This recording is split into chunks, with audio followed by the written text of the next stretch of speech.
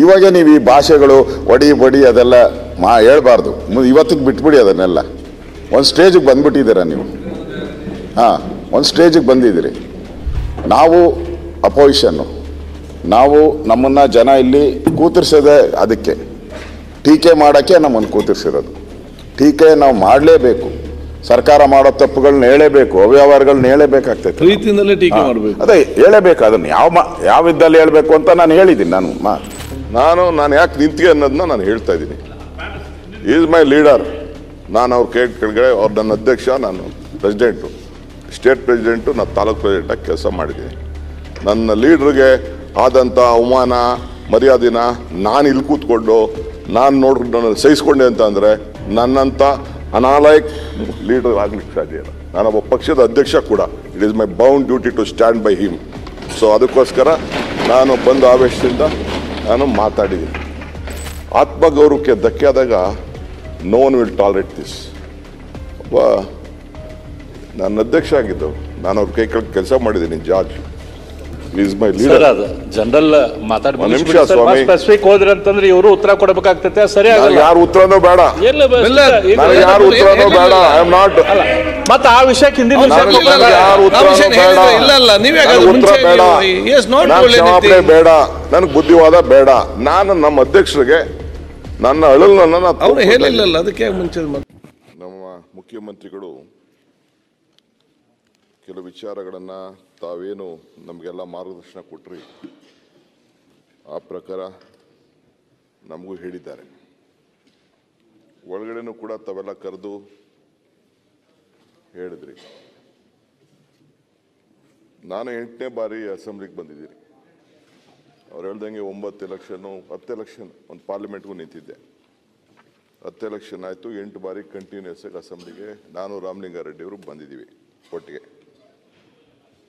ನನಗೂ ರಾಮಕೃಷ್ಣ ಹೆಗಡೆ ಅವರು, ವೀರೇಂದ್ರ ಪಾಟೀಲ್ ಅವರು, ದೇವೇಗೌಡರು, ಬೊಮ್ಮಾಯಿ ಅವರು, ಜೆ.ಎಚ್. ಪಟೇಲ್ರು, ಯಡಿಯೂರಪ್ಪನವರು, ಎಸ್.ಎಂ. ಕೃಷ್ಣರವರು ಎಲ್ಲ ಕೂಡ ಇವ್ರ ಜೊತೆ ಬಂಗಾರಪ್ಪನವರು, ಬಸಲಿಂಗಪ್ಪನವರು, ಕೆ.ಎಚ್. ರಂಗನಾಥ್, ಎಂತೆಂಥ ಮೇಧಾವಿಗಳು, ನಮ್ಮ ಕೆ.ಎಚ್. ಪಾಟೀಲ್ರು, ಇಂಥವ್ರ ಹತ್ರ ಎಲ್ಲ ನಾನು ಇಲ್ಲಿ ಕೆಲಸ ಮಾಡಿದ್ದೀನಿ. ವಿರೋಧ ಪಾಟೀಲು, ನಾರಾಯಣವರು, ಭಾಳ ಜನ, ಚಂದ್ರೇಗೌಡರು ಎಲ್ಲ ಕೂಡ ಎಲ್ಲ ಭಾಳ ಜನ ಎಲ್ಲ ಇದ್ದರು. ನಮಗೂ ಬಿಸಿ ರಕ್ತ ಇದೆ. ಆದರೆ ಬಿಸಿ ರಕ್ತ ಎಲ್ಲಿ ಉಪಯೋಗಿಸ್ಬೇಕು ಅಲ್ಲಿ ಹೊರಗಡೆ ಅದು. ಇದು ಪಾರ್ಲಿಮೆಂಟ್ರಿ ಡೆಮೋಕ್ರಸಿಲಿ ನಾವೆಲ್ಲ ಕೆಲಸ ಮಾಡ್ತಾ ಇದ್ದೀವಿ. ನಾನೇನು ಗ್ರಾಜ್ಯುಯೇಟ್ ಏನಲ್ಲ ಡಾಕ್ಟರ್ ಅಧ್ಯಕ್ಷರೇ, ನಾನು ಗ್ರಾಜ್ಯುಯೇಟ್ ಏನಲ್ಲ. ನಾನು ಗ್ರಾಜ್ಯುಯೇಟ್ ಆಗಿದ್ದು 47ನೇ ವಯಸ್ಸಿಗೆ ಓಪನ್ ಯೂನಿವರ್ಸಿಟಿಲಿ. ಅಂಥ ದೊಡ್ಡ ಎಜುಕೇಷನ್ ಬ್ಯಾಕ್ಗ್ರೌಂಡಲ್ಲಿ ನಾನು ಬರಲಿಲ್ಲ ನಾನು. ಬಟ್ ಅಂದರೂ ಏನೋ ಒಂದು ಅನುಭವದಲ್ಲಿ ಎಲ್ಲರನ್ನೂ ನೋಡ್ಬಿಟ್ಟು ನಾವೆಲ್ಲ ಹೆಂಗೋ only experience has made us to be in this stage. ಇಲ್ಲಿವರೆಗೂ ನಾವು ಬಂದು ಕೂತಿದ್ದೀವಿ. ನಮಗೂ ಪ್ರತಿಯೊಂದು ವಿಚಾರ, ಪ್ರತಿಯೊಂದು ಬೇರೆ ಭಾವನೆ ಇಲ್ಲ. ಆದರೆ ಯಾವುದೇ ಮನುಷ್ಯ ಸ್ವಾಭಿಮಾನಕ್ಕೆ ಧಕ್ಕೆ ಆದಾಗ, ಆತ್ಮಗೌರವಕ್ಕೆ ಧಕ್ಕೆ ಆದಾಗ no one will tolerate this. ಒಬ್ಬ ನನ್ನ ಅಧ್ಯಕ್ಷ ಆಗಿದ್ದು, ನಾನು ಅವ್ರ ಕೈ ಕೆಳಗೆ ಕೆಲಸ ಮಾಡಿದ್ದೀನಿ. George is my leader. General ನಿಮಿಷ ಸ್ವಾಮಿ, ಸ್ಪೆಸಿಫಿಕ್ ಹೋದ್ರೆ ಅಂತಂದ್ರೆ ಇವರು ಉತ್ತರ ಕೊಡಬೇಕಾಗ್ತೈತೆ. ಸರಿ, ಯಾರು ಉತ್ತರನೂ ಬೇಡ, ಯಾರು ಉತ್ತರನೂ ಬೇಡ. I am not. ಮತ್ತೆ ಆ ವಿಷಯಕ್ಕೆ ಹಿಂದಿನ ಯಾರು ಉತ್ತರನೂ ಬೇಡ, ಉತ್ತರ ಬೇಡ, ನಾನು ಕ್ಷಮಾಪಣೆ ಬೇಡ, ನನಗೆ ಬುದ್ಧಿವಾದ ಬೇಡ. ನಾನು ನಮ್ಮ ಅಧ್ಯಕ್ಷರಿಗೆ ನನ್ನ ಅಳಲನ್ನ ಅವ್ರು ಹೇಳಿಲ್ಲಲ್ಲ, ಅದಕ್ಕೆ ಮುಂಚೆ ನಾನು ಯಾಕೆ ನಿಂತಿಗೆ ಅನ್ನೋದನ್ನ ನಾನು ಹೇಳ್ತಾ ಇದ್ದೀನಿ. Is my leader. ನಾನು ಅವ್ರ ಕೆಳಗಡೆ ಅವ್ರು ನನ್ನ ಅಧ್ಯಕ್ಷ, ನಾನು ಪ್ರೆಸಿಡೆಂಟು, ಸ್ಟೇಟ್ ಪ್ರೆಸಿಡೆಂಟು, ನಾನು ತಾಲೂಕು ಪ್ರೆಸಿಡೆಂಟಾಗಿ ಕೆಲಸ ಮಾಡಿದ್ದೀನಿ. ನನ್ನ ಲೀಡ್ರಿಗೆ ಆದಂಥ ಅವಮಾನ ಮರ್ಯಾದೆನ ನಾನು ಇಲ್ಲಿ ಕೂತ್ಕೊಂಡು ನಾನು ಸಹಿಸ್ಕೊಂಡೆ ಅಂತ ಅಂದರೆ ನನ್ನಂಥ ಅನಾಲಯಕ್ ಲೀಡರ್ ಆಗ್ಲಿಕ್ಕೆ ಸಾಧ್ಯ ಇಲ್ಲ. ನಾನೊಬ್ಬ ಪಕ್ಷದ ಅಧ್ಯಕ್ಷ ಕೂಡ. It is my bound duty to stand by him. So ಅದಕ್ಕೋಸ್ಕರ ನಾನು ಬಂದು ಆವೇಶದಿಂದ ನಾನು ಮಾತಾಡಿದ್ದೀನಿ. ಐ ಮೇ ಬಿ ರಾಂಗ್ ಇರ್ಬೋದು. ನನ್ನ ಭಾಷೆ, ನನ್ನ ಪದ, ನನ್ನ ಆವೇಶ ನಾನು ಕರೆಕ್ಟು ಅಂತ ನಾನು ಹೇಳೋದಿಲ್ಲ. But I am also N human being. ನನಗೂ ಗೊತ್ತಿದೆ. ನನಗೂ ಪಬ್ಲಿಕ್ ಲೈಫಲ್ಲಿ ನಾನು ಎಲೆಕ್ಷನಲ್ಲಿ ಜನ ನನ್ನನ್ನು 8 ಬಾರಿ ನೀವು ಹೇಳ್ದಂಗೆ ಕಳಿಸ್ಕೊಟ್ಟಿದ್ದಾರೆ. ನನ್ನದೇ ಆದಂಥ ಆರ್ಗನೈಸೇಷನ್ ಸ್ಕಿಲ್ ಇದೆ, ಮಾತಾಡೋ ಸ್ಕಿಲ್ ಇದೆ, ಮತ್ತೊಂದಿದೆ, ನನ್ನದೇ ಆದಂಥ ಅನುಭವ ಇದೆ. ಬಟ್ ಇಲ್ಲಿ ನಾನು ತಮ್ಮ ಮುಖಾಂತರ ನಾನು ಕೇಳ್ಕೊಳ್ಳೋದಷ್ಟೇ, you should not hurt someone. ಯಾರೇ ಆಗಲಿ, ದೊಡ್ಡವ್ರು ಇರ್ಬೋದು, ಚಿಕ್ಕವ್ರು ಇರ್ಬೋದು, ಇಲ್ಲೆಲ್ಲ ಈ ಮನೆಗೆ ಬರೋದು ಅಷ್ಟು ಸುಲಭದಲ್ಲ. ಅವರು ಎಲ್ಲ ವಿತ್ ಎಕ್ಸ್ಪೀರಿಯನ್ಸ್ ಅವ್ರದ್ದೇ ಆದಂಥ ಅನುಭವದಲ್ಲಿ ಬಂದಿದ್ದಾರೆ. ಎಲ್ಲರಿಗೂ ಕೂಡ ನಾವು ಇಲ್ಲಿ ಇರೋಂಥ ಎಲ್ಲ ಸದಸ್ಯರು ಕೂಡ we have to respect them. ಈ ಮನೆ ಒಳಗಡೆ ಬಂದರು ಅಂದ ತಕ್ಷಣ ಹಣದ ಮೇಲೆ, ಇದ್ರದ್ದು ಮೇಲೆ, ಬ್ಯಾಕ್ಗ್ರೌಂಡ್ ಮೇಲೆ ಬರೋಕ್ಕಾಗಲ್ಲ. ಏನು ಇಲ್ಲದೆ ಹೋದವರು ಪಾಪ ಆಶ್ರಯ ಸೈಟಲ್ಲಿ ಪಾಪ ನಾನು ಒಂದಿನ ನಮ್ಮ ಶಿವಳ್ಳಿ ಅಂತ ನನ್ನ ಸ್ನೇಹಿತ ಒಬ್ಬ ಇದ್ದ, ಅವನ ಮನೆಗೆ ಉಳಿಕೊಂಡು ಹೋಗಿದ್ದೆ. ಆಶ್ರಯ ಸೈಟಲ್ಲಿ ಅವನಿದ್ದ. ಪಾಪ ಅಂಥವ್ರು ಇಲ್ಲಿಗೆ ಬಂದಿದ್ದಾರೆ. ಮನೆ ಇಲ್ಲದೆ ಹೋದವರೆಲ್ಲ ಪಾಪ ಇಲ್ಲಿಗೆ ಬಂದಿದ್ದಾರೆ. ಸೊ ಹಂಗೆ ಚಪ್ಪಲಿಗಳ ಕಡ್ಡ ಹಾಕಿಲ್ಲ ಬಂದಿದ್ದಾರೆ. ಹಂಗೆ ಈ ಮನೆಗೆ ಬಂದಿರೋದೇ ಒಂದು ದೊಡ್ಡ ಭಾಗ್ಯ. ಇಂಥ ಸಂದರ್ಭದಲ್ಲಿ ದೇವ್ರು ನಮ್ಮನ್ನ ಕಳಿಸ್ಕೊಟ್ಟಿದ್ದಾರಲ್ಲ, ಜನ ನಮ್ಮನ್ನ ಕಳಿಸ್ಕೊಟ್ಟಿದ್ದಾರಲ್ಲ, ಇದರಲ್ಲಿ ನಮ್ಮನ್ನು ಕೂಡ ಜನ ನೋಡ್ತಾ ಇರ್ತಾರೆ. ಸೊ ಅದರಿಂದ ತಮ್ಗೆ ನಾನು ಹೇಳಿದ್ರು, ತಾವು ಒಂದು ದೊಡ್ಡ ಪೀಠದಲ್ಲಿ ಇದ್ದೀರಿ. You are in a seat of justice. ನಿಮ್ಮ ಜಾಗದಲ್ಲಿ ಕೂತ್ಕೊಂಡು ಯಾರೇ ಆಗಲಿ ಮರ್ಸಿಲೆಸ್ ಆಗಿ ಹೇಳಿ, injustice should not be flown from the seat of justice. ನಿಮ್ಮಿಂದ ನಮ್ಗೆ ನ್ಯಾಯ ಸಿಗಬೇಕು. ನಾವು ತಪ್ಪು ಮಾಡಿದ್ರೆ ಎಸ್ ಯು ಆರ್ ರೈಟ್, ಬೇಕಾದ್ರೆ ನಮ್ಮನ್ನ ಸಸ್ಪೆಂಡ್ ಮಾಡಿ, ಯಾವ್ದಾರ ಸದಸ್ಯರು ತಪ್ಪು ಮಾಡಿದರೆ ಸಸ್ಪೆಂಡ್ ಮಾಡಿ ಹೊರಗಡೆ ಇಡಿ, ಏನು ತೊಂದರೆ ಇಲ್ಲ. ಬಟ್ ಅವ್ರ ಆತ್ಮಗೌರವಕ್ಕೆ ಧಕ್ಕೆ ಆಗಬಾರ್ದು, ಅದನ್ನು ನೀವು ಕಾಪಾಡಬೇಕು ಅಂತೇಳಿ ತಮ್ಮಲ್ಲಿ ನಾನು ಪ್ರಾರ್ಥನೆ ಮಾಡ್ತೀನಿ. ಇಷ್ಟೇ.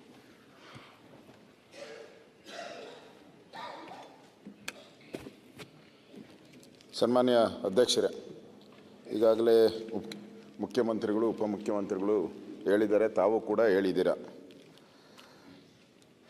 ನಮ್ಮ ಕರ್ನಾಟಕದ ಅಸೆಂಬ್ಲಿಗೂ ಒಂದು ವಿಶೇಷ ಸ್ಥಾನಮಾನ ಇದೆ.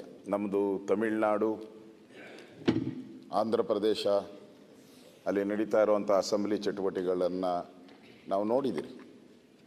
ಅಲ್ಲಿಗೆ ನಾವು ಹೋಲಿಕೆ ಮಾಡೋಕ್ಕಾಗೋದೇ ಇಲ್ಲ. ನಮ್ಮ ಕರ್ನಾಟಕದ ನಮ್ಮದೇ ಆದಂಥ ಒಂದು ಘನತೆ, ಗೌರವ ಎಲ್ಲ ಇಟ್ಕೊಂಡು ನಾವು ಕೆಲಸ ಮಾಡ್ತಾಯಿದ್ದೀರಿ. ಎಲ್ಲರೂ ಭಾಳಷ್ಟು ಜನ MLA ಆಗಬೇಕು ಅಂತ ಭಾಳ ಕಷ್ಟ ಬಿದ್ದು ಇಲ್ಲಿಗೆ ಬಂದಿರ್ತಾರೆ. ಸೊ ಇಲ್ಲಿ ನನಗನ್ಸೋ ಪ್ರಕಾರನೂ ಕೂಡ ವೈಯಕ್ತಿಕವಾಗಿ ಯಾರೂ ಮಾತಾಡೋದು ಒಳ್ಳೆಯದಲ್ಲ.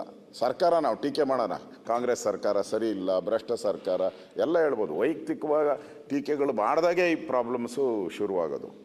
ಅದಕ್ಕೆ ಆದಷ್ಟು ವೈಯಕ್ತಿಕ ಟೀಕೆಗಳನ್ನು ಮಾಡದೇ ಇದ್ದರೆ ಒಳ್ಳೆಯದು. ನಾವು ಅಪೋಸಿಷನ್ನು, ನಾವು ನಮ್ಮನ್ನು ಜನ ಇಲ್ಲಿ ಕೂತಿರ್ಸೋದೇ ಅದಕ್ಕೆ, ಟೀಕೆ ಮಾಡೋಕ್ಕೆ ನಮ್ಮನ್ನು ಕೂತಿರ್ಸಿರೋದು. ಟೀಕೆ ನಾವು ಮಾಡಲೇಬೇಕು.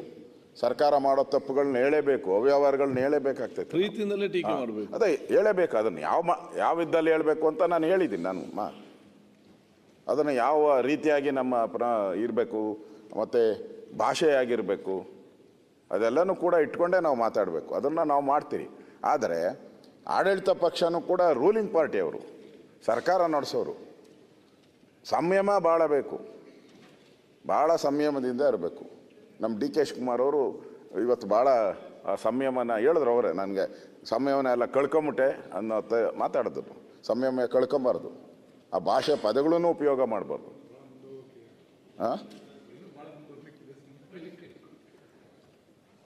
ಸುನಿಲ್ ಹೇಳ್ತಾನೆ ಇನ್ನೂ ಭಾಳ ಮುಂದೆ ಹೋಗೋದಿದೆ ಅಂತ.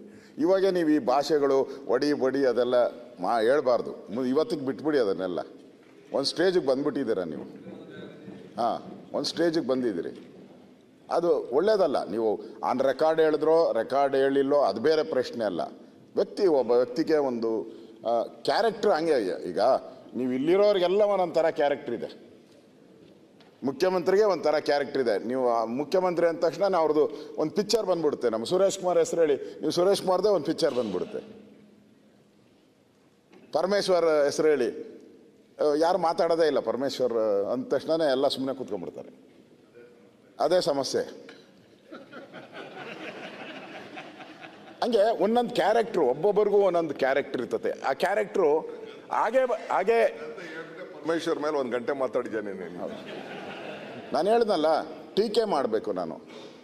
ನಾನು ಟೀಕೆ ಮಾಡ್ತೀನಿ. ವೈಯಕ್ತಿಕ ಯಾವತ್ತೂ ನಾನು ಟೀಕೆ ಮಾಡಲ್ಲ. ನಾನು ನಿಮಗೆ ಹತ್ತಿರವಾಗಿ ನಾನು 7 ಸರಿ ಗೆದ್ದಿದ್ದೀನಿ ಕಂಟಿನ್ಯೂಸ್ ಆಗಿ. ನಾನು 7 ಸರಿ ಗೆದ್ದಿದ್ದೀನಿ. ವೈಯಕ್ತಿಕವಾಗಿ ನಾನು ಎಂದೂ ಟೀಕೆ ಮಾಡಿಲ್ಲ. ಒಂದು ಸರ್ಕಾರಕ್ಕೆ ಕಿವಿ ಹಿಂಡಬೇಕಾದ್ರೆ ಆ ಪದಗಳನ್ನ ಉಪಯೋಗ ಮಾಡಲೇಬೇಕು.